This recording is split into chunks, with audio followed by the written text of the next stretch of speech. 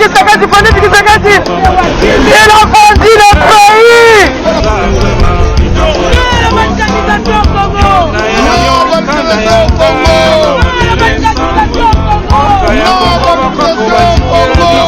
Aujourd'hui pour dénoncer les complots internationaux de la France aussi, la France aussi un peu partout. La jeunesse qui est supposée être les futurs de toute une nation, on nous tue et on reste silencieux, c'est pas normal.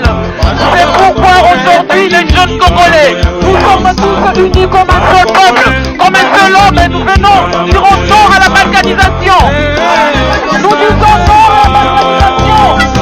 Le Congo de Lumumba sera indivisible, Ingeta. Le Congo de Mobutu sera indivisible, Ingeta. Le Congo de Moussé sera indivisible, Ingeta. Le Congo de Martin Fayoulou restera indivisible, Ingeta. Aujourd'hui, ma croissance au monde a été balkanisation, c'est-à-dire Kakamaloba. Le peuple ougandais ou l'Ouganda, le Rwanda se prépare pour attaquer le Congo. Le pays en voie rébellion, accompagné par Laurent Désiré Kabila Mogomi à Congo. Aïe, le Rwandais va préparer pour ma Congo. Et le Laurent Désiré Kokuta Ezali attaque à peuple Moussousou, ça veut dire le Rwandais et le Ougandais se sont préparés pour nous attaquer. Et puis, son peuple va dire que Makasi. Son peuple congolais n'a pas compris la vie de Bikane Sobozali, la diaspora, la Kinshasa, dans l'unité patriotique, dans les conflits d'éléments. Mon Congo a compris mille. Maman Congo a les limites. Mon Congo d'autres éléments. Aussi voilà. Donc, main dans la main, dans l'unité patriotique et dans l'amour de notre pays. Tu vises au fond, tu souffres, tu perds tes enfants. Le Congolais sera libéré tôt ou tard. Notre frère nous a poignardé, failli 15%.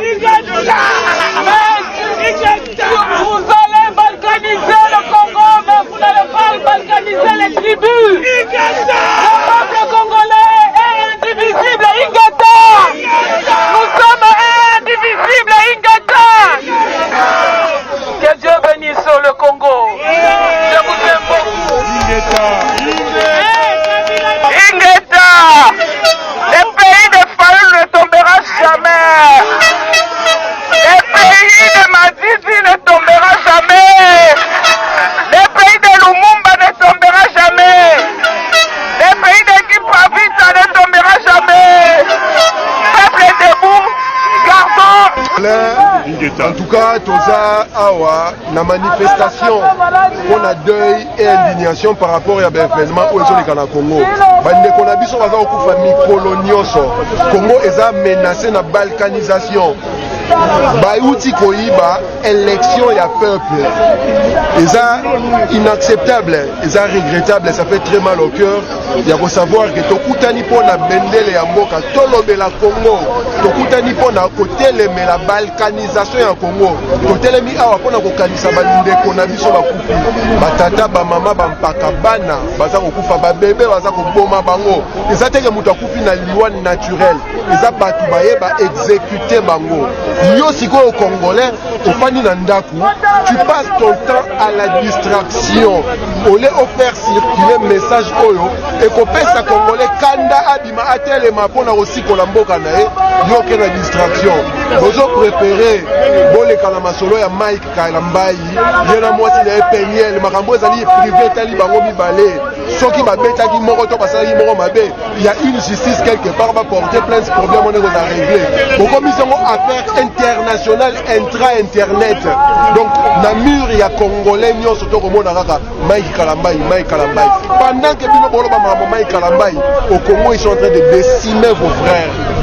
Boza na chance en tout cas nzamba kumisama. Pourquoi on a le toucher dans ma famille na bino te.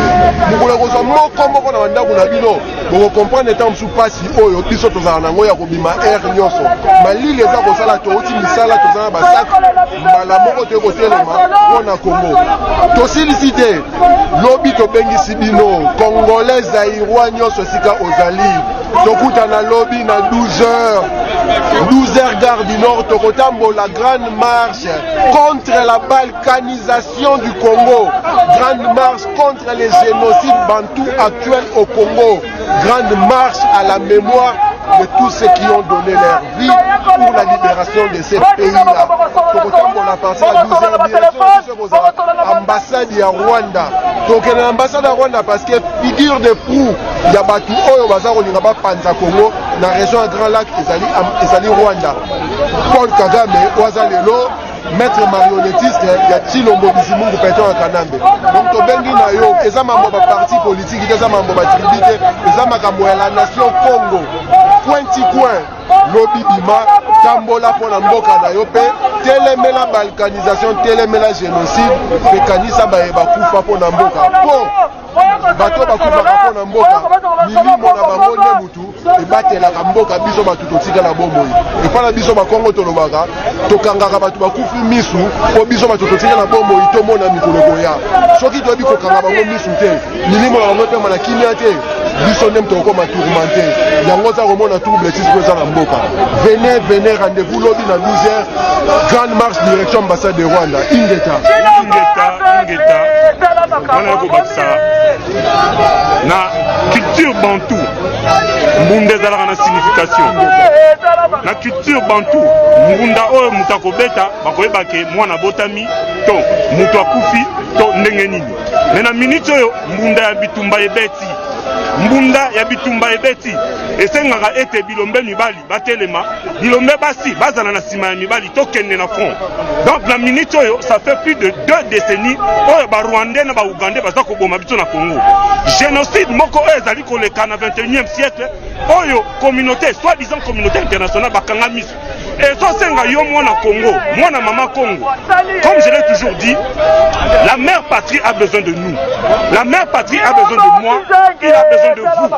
Mutu akobikisa mboka wana ezali ngai te ezali bapolitien na biso te ezali biso nyonso dans l'unité patriotique tosimbani lokola bana ya mama moko tolobi ete ça suffit ekoki shega basta tolembi komona bandeko bakufa tolembi komona bamama bazala violé yango wana lobi biso nyonso oyo abengami congolais totangi ekolo te totangi parti politique te otoyaka awa pour la parti politique te. Personnellement je ne viens pas pour un parti politique, je ne viens pas pour un individu, je viens pour ma mère qui s'appelle le Congo. Et si je sacrifie ma journée, c'est parce que la mère patrie, elle a besoin de moi. Il faut que je me lève pour dire stop à la balkanisation du Congo. Nous aimons le Congo, nous allons lutter pour le Congo jusqu'à notre dernier goutte de sang. Ingeta. Bandumba nyonso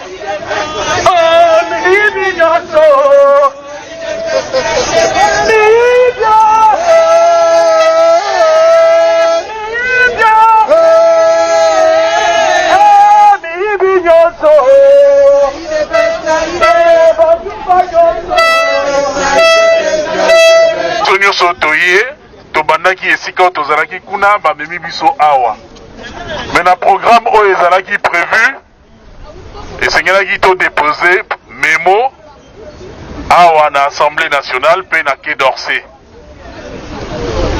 Ba policier bayaki toke ngai na ndeko Patrick Mbamou to déposer bango memo ba accusé pe réception memo moko eke epa ya ministre ya affaires étrangères memo ya mibale eke epa ya ministre epa ya président ya Assemblée nationale.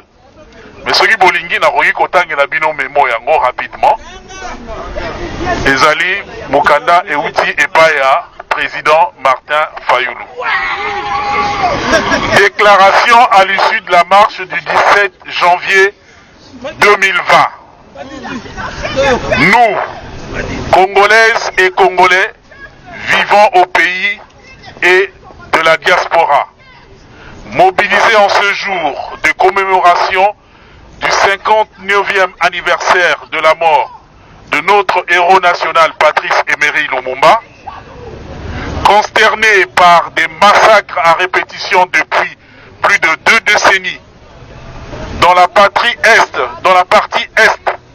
de notre République et de l'Ituri, ce sous un regard complice de la communauté internationale et de certains de nos compatriotes, et fondamentalement à la base des tentatives de balkanisation de la République démocratique du Congo, le détournement des deniers publics par les gouvernants, les pillages des ressources naturelles du pays en complicité avec certains étrangers, la corruption et la concussion dans les services publics de l'État, la non-réunification du territoire national par des réseaux de communication permettant la mobilité de nos populations, l'enrichissement illicite dans l'impunité d'une petite minorité et l'appauvrissement infernal de la grande majorité constituent la balkanisation socio-économique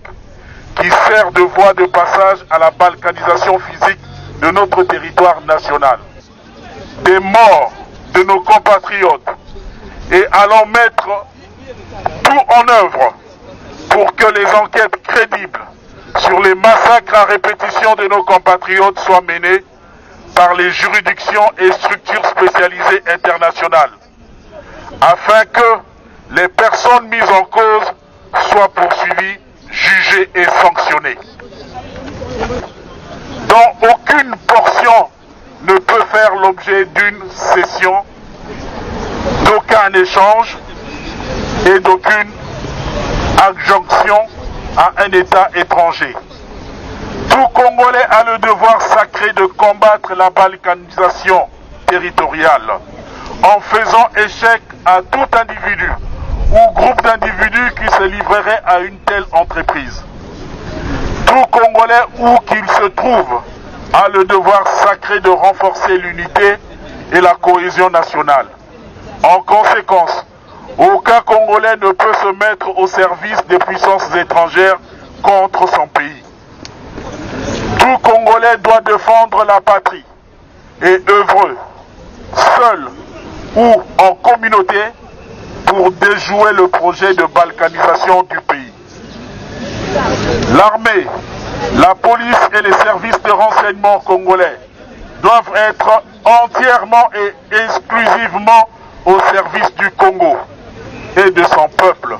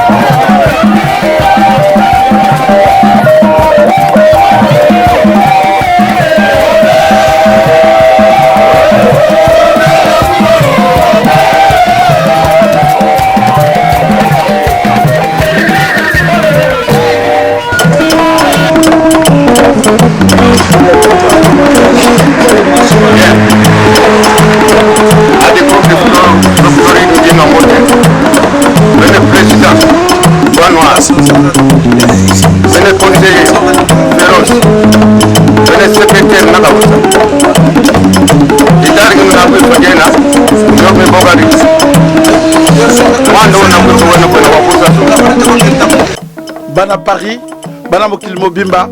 Là, on est chez Gino Belli Couture. Gino Belli Couture, au Boyoga Sango. Dans la place de Paris, place de la République, entre République et Strasbourg-Saint-Denis. Bana Mokili Mobimba. Sobolingo Lata Kitoko, Foboyaga chez Gino Belli Couture. Gino Belli Couture, nulle part ailleurs. Kaka Awa, ma soleza ko karamana kati ya Paris Awa. Bana Mokili Mobimba, so uta Londres, uta Belgique, so ko lekina Gino Belli te, donc oyebi biloko te. Faut passer chez Gino Belli Couture. Ah, tout ça là, bah prix, il y a normal, bah prix africain, consommé africain. Pour mon salaire, ils ont côté yo, bilingue ils ont côté yo. Parce que dans tous les prix, il faut tenir compte du fait que nous sommes africains. Nous n'avons pas beaucoup de moyens, donc il faut tenir compte de ces paramètres-là. Donc on a papa lobby, donc on a pris tout, donc on a ça, dans les qui est africain. Si on a ça là, ma papa, tout ça là, ma papa, tout ça là, ma chemise, tout ça là, ma costume, on fait un peu du tout, ma costume est ngoyo, biloko tout ezali, donc bande konanga, bodingo la takitoko faut le cacher Gino Belli Couture, nulle part ailleurs. C'est le fruit de notre travail. Mosala yango, Gino Belli Couture, c'est le meilleur. Nazo pesa bien adresse, c'est le 36 rue Mesley. Donc sur Bolingui, c'est entre République et Strasbourg. Après pour tala, ba numéro de contact, na c'est ya écran. Mbote Mokili Mobimba, bana Paris, bana Mokili Mobimba, awa tozana Gino Belli Couture, place de la République. Ba mama, ba papa, boleka na Gino Belli, bilele voiture. Soki boleki awa te, wana mabea. Vacances ezoya, ba diatons na kati ya kini na kati ya Afrique Mobimba, boya Gino Belli Couture, ba mama pe boya, ba robe soirée yali sur mesure, ba robe de mariage, boleka Gino Belli aleki ndeli kolo. Bon ba playboy ba bansoni tate, là ba playboy ba bansoni affaire benebeni zalta mona croisé quand tout ça donc ça peut nous mouiller en fait. Quand l'on est quand tu as mon côté malala kwa memuna affaire de jeunes za ou Gino Belli Couture affaire zalta mona c'est beau. Ça peut nous mouiller, n'a pas besoin de la ça peut nous mouiller. Vraiment c'est une seule adresse. Là on vient de vous dire que nous sommes dans la rue Mélé, numéro 36. Donc c'est là vraiment vous allez venir. C'est là vous allez venir acheter tous vos besoins en vêtements, en smoking, comme en costume. Merci, je vous aime. Là je suis en billet en Gino Belli, rayon de tennis, comme vous le dites vous-même. Là voilà, c'est en 3 pièces.